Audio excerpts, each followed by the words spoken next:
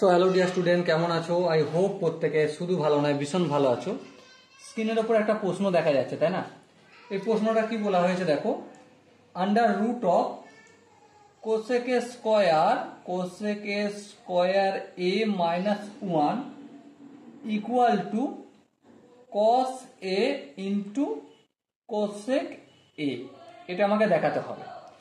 তো চলো ফটাফট করে আমি লেফট হ্যান্ড সাইড নিয়ে যাই।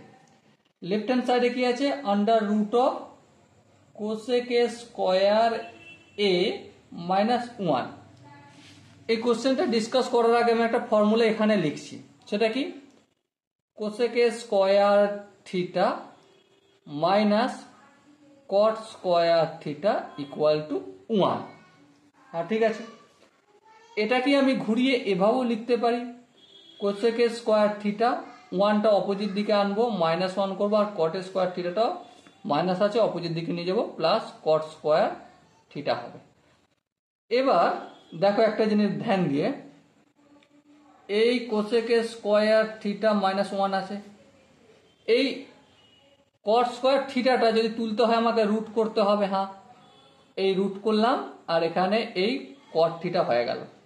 তার মানে under root of cosec square A minus 1 equal to cot theta আমরা লিখতে পারি। এ আছে তাই এখানে কট এ লিখলাম। ওকে, আচ্ছা, কট মানে কি? কস এ বাই সাইন এ। আচ্ছা, এবারে দেখো, এই কস এ আছে ইন্টু 1 বাই সাইন এ, তাই না?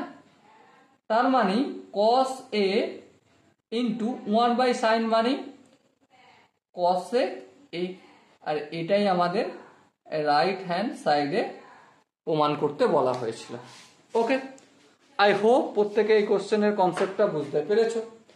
যদি কোনো জায়গায় বুঝতে অসুবিধা থাকে কি করতে হবে? কমেন্ট সেকশন রয়েছে, কমেন্টে অবশ্যই জানাবে। আর দেখা হচ্ছে নেক্সট ভিডিওতে। ততক্ষণ পর্যন্ত ভালো থেকো, সুস্থ থেকো। জয় হিন্দ।